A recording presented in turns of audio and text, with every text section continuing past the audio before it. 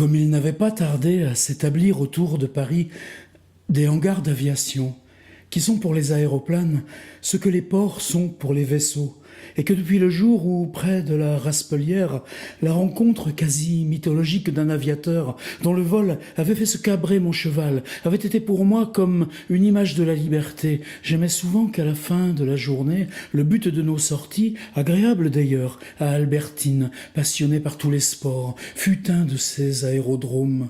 Nous nous y rendions, elle et moi, attirés par cette vie incessante des départs et des arrivées qui donnent tant de charme aux promenades sur les jetées ou seulement sur la grève pour ceux qui aiment la mer et aux flâneries autour d'un centre d'aviation pour ceux qui aiment le ciel. À tout moment, parmi le repos des appareils inertes et comme à l'encre, nous en voyions un péniblement tiré par plusieurs mécaniciens, comme est traînée sur le sable une barque demandée par un touriste qui veut aller faire une randonnée en mer. Puis le moteur était mis en marche, l'appareil courait, prenait son élan, enfin tout à coup, à angle droit, il s'élevait lentement dans l'extase raidie, comme immobilisé d'une vitesse horizontale, soudain transformée en majestueuse et verticale ascension. Albertine ne pouvait contenir sa joie et elle demandait des explications au mécanicien qui, maintenant que l'appareil était à flot, rentrait. Le passager, cependant, ne tardait pas à franchir des kilomètres. Le grand esquif sur lequel nous ne cessions pas de fixer les yeux n'était plus dans l'azur qu'un point presque indistinct, lequel d'ailleurs reprendrait peu à peu sa matérialité, sa grandeur, son volume, quand la durée de la promenade approchant de sa fin, le moment serait venu de rentrer au port. Et nous regardions avec envie, Albertine et moi, au moment où il sautait à terre, le promeneur qui était allé ainsi goûter au large, dans ses horizons solitaires, le calme et la limpidité du soir. Donc Marcel Proust, à la recherche du temps perdu, c'est le premier texte que je connais sur l'aviation, à l'exception de Les aéroplanes à Brescia de Franz Kafka, qui avec Max Brod et un autre ami font tout le chemin de Prague à l'Italie pour voir le mystère de ces machines qui s'en vont en l'air. Et 2 ans après la mort de Proust, en 1925, Pylone de William Faulkner, vous savez, ces 2 poteaux, et puis les avions qui tournent en 8 autour, et puis ce roman très bizarre avec un pilote, un mécanicien, un journaliste, un enfant et une femme au milieu. Et ce mystère, pour moi, il est associé, non pas à Nantes, mais vous avez vu cette métaphore du départ en mer qu'utilise Proust. Pour moi, ça, c'était par contre ce paysage qui entoure la ville de Nantes, Saint-Nazaire, l'estuaire de la Loire. À l'époque, en 1963, j'avais 10 ans. On était monté de Vendée, toute la famille, le grand-père, la grand-mère, le père, la mère, mon frère Pierre, entassés dans la voiture. Pour voir quoi? Pour voir surgir, quand on approchait ici, qu'on allait prendre le bac, tout près, à Saint-Brévin, pour passer de l'autre côté, surgir le France, le grand paquebot en construction. Et ce paquebot, il semblait sortir des champs. Et toute la journée, en faisant comme ça le tour de l'aéroport de Nantes, en prenant toutes ces petites rues, comme ça, ces petites routes de campagne qui sont juste marquées impasse, qui butent sur des grillages, j'avais l'impression aussi comme ça que ces appareils que j'apercevais, qu'on vient presque quelquefois à les toucher, c'est dans les champs qu'ils volent.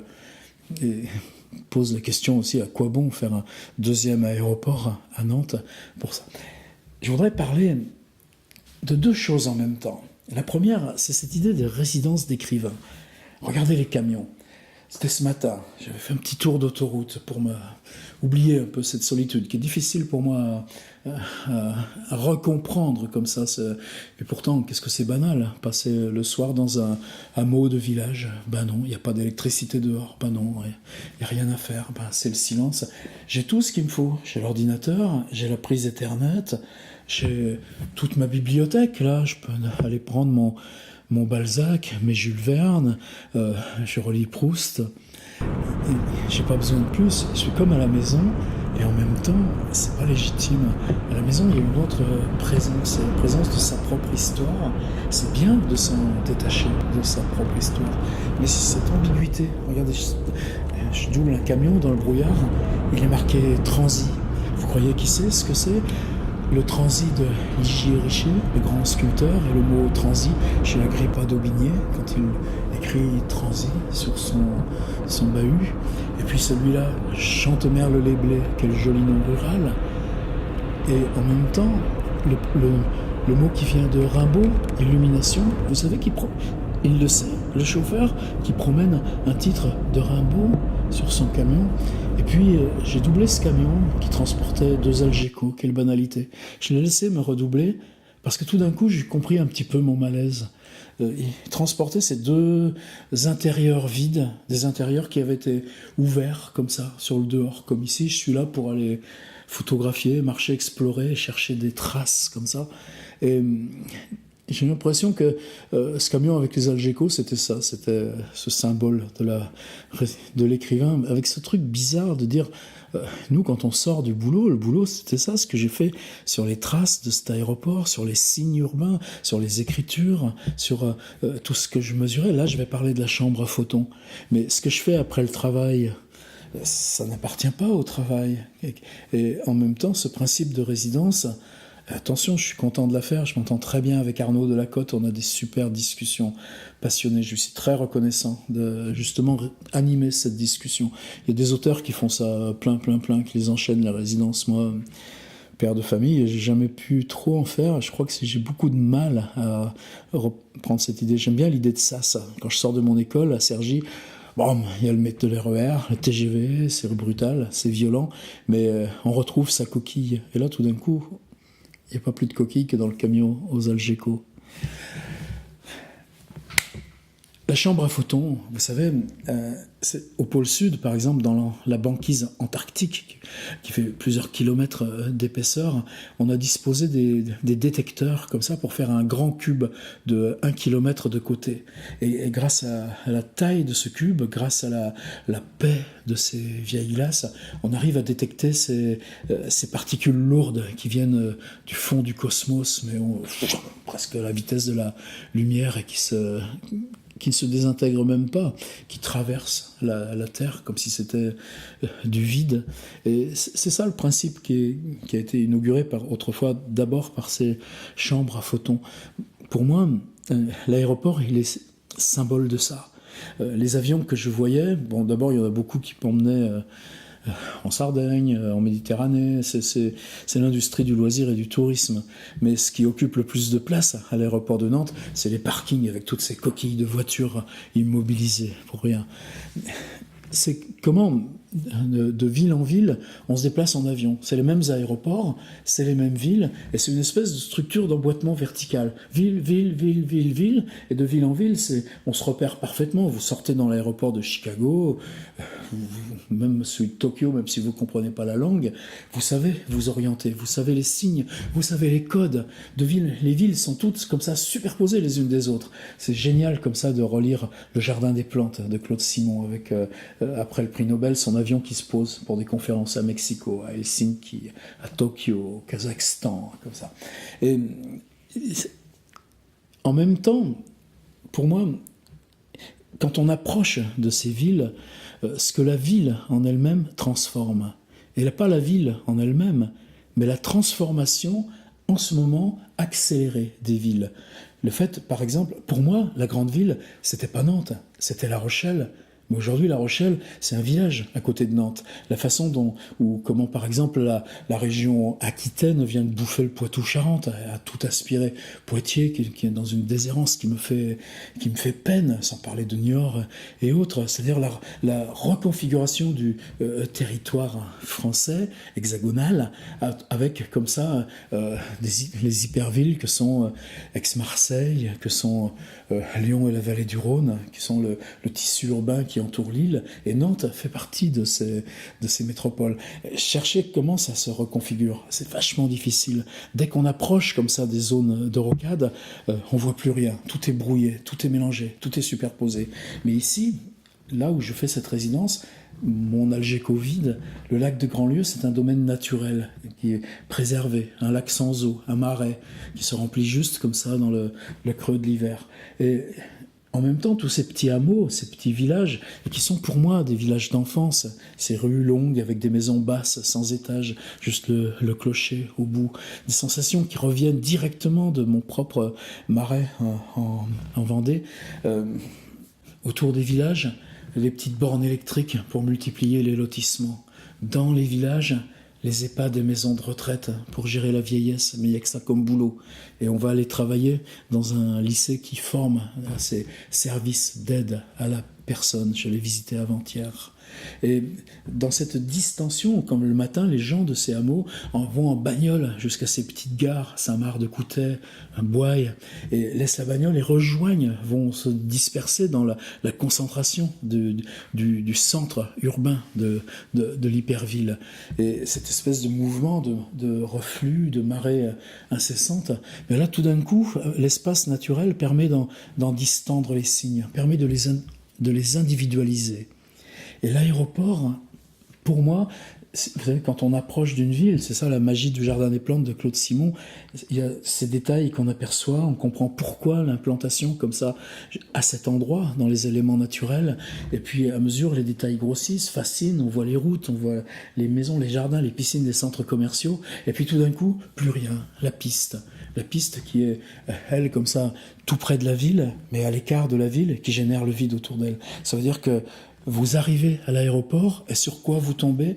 Cet énorme gouffre qui est un des trous, je pense qu'il y en a d'autres, par quoi la ville creuse sans cesse le sol, et c'est géant. Tout d'un coup, on se retrouve comme à Thetford Mines au Québec, dans les mines d'amiante, sauf que c'est du vulgaire calcaire d'ici, mais c'est comment la ville extrait de son sol ce qui lui permet comme ça de se construire. C'est aussi parce que l'aéroport est une zone comme ça très longue, la convergence rurale, où ils ont encore des chevaux, des trucs comme ça, et puis en même temps ces tout petits entrepôts, ces toutes petites boîtes, et c'est les boîtes qui ont besoin d'être à l'écart. Par exemple, tout d'un coup, vous vous trouvez dans l'ensemble de rues où c'est les casses de voitures.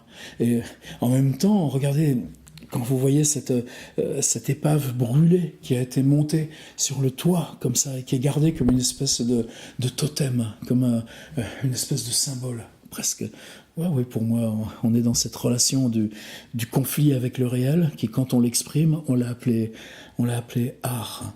Et puis, tout d'un coup, parce que vous vous obstinez, parce que vous venez buter sur les grillages, il y a un point extraordinaire où, tout en bout de piste, vous êtes sur l'endroit où les avions vont prendre comme ça leur point de départ. On a les réacteurs qui vous arrivent comme ça dans les oreilles, et puis la petite route, et puis de l'autre côté, la signalisation de la piste qui continue. Donc comme si la route coupait même la piste de l'aéroport, et puis vous tombez sur cet avion, comme ça, gardé, comme un jouet, comme un symbole, comme la merveille qui était pour moi le France, quand il émergeait des marais. J'ai une dernière histoire.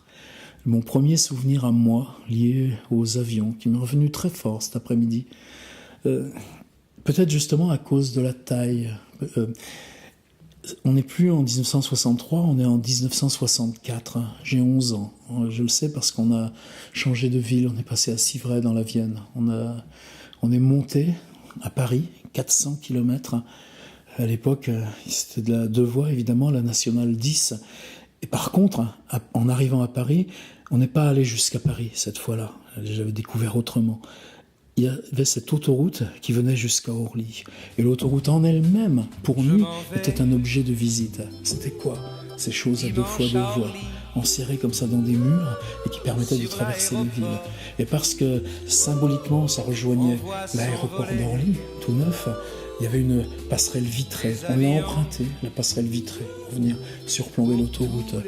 Et puis, une famille de Vendée avec des enfants qui montent à Paris, on ne fait pas des dépenses inconsidérées. Mais quand même, l'avion, ça méritait ça. On est rentré dans l'aéroport et il y avait cette grande baie vitrée qui donnait sur les pistes. C'était des caravelles à l'époque qu'on voyait partir. Et puis là, il y avait un restaurant. Et je sais pas ce qu'on a pu manger, sans doute un beefsteak frites, je crois, la mythologie de Roland Barthes. Et juste à côté de nous, la petite famille, le garagiste de province, venu admirer les avions et voir l'autoroute. Il y avait Joseph Kessel, on l'a reconnu tout de suite. On sait avec la gueule qu'il avait, puis c'est bien connu. Et moi, à 11 ans, je le lisais déjà, mon Joseph Kessel. Le lion, le cavalier. On sait que je le regardais avec des yeux comme des soucoupes. Bon, c'était pas le genre, lui, à laisser les yeux tomber comme ça sur des provinciaux. Mais il était là à 4 mètres. Hein. Et pour moi, du jour au lendemain, ces livres que je lisais, je les vois encore, le livre de poche que j'ai lu quoi. Je lisais forcément au moins une fois par an pendant toutes ces années-là, primaire et collège. Les livres, il y avait quelqu'un derrière. Après, quand on a ces bascules, qu'on plante des trucs, on se dit, on tente le coup, on le fait, de passer sa vie à écrire. Vous voyez, ça mène à quoi? J'étais 65 balais, dans un gîte vide, ça fait rien, internet, ordinateur, et puis quand même on se parle. C'est troublant quand même. Ben, ça vient aussi d'Orly, ça vient de Joseph Kessel, et je crois qu'aujourd'hui, c'est ça que je dois à cette résidence, et merci Arnaud Delacote, c'est de pouvoir jouer comme ça de l'espace, du territoire, et parce que ces toutes petites routes dans la ruralité du bord des villes nous amènent jusqu'à l'aéroport, et bien tout d'un coup, on voyage dans le temps.